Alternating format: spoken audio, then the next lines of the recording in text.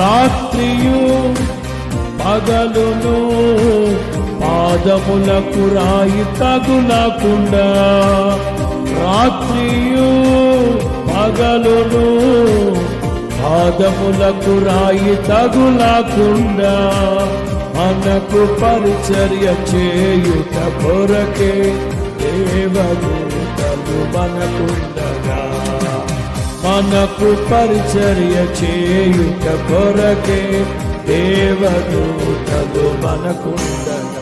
ఇది ఆనంద యాత్ర, ఇది ఆత్మీయ యాత్ర,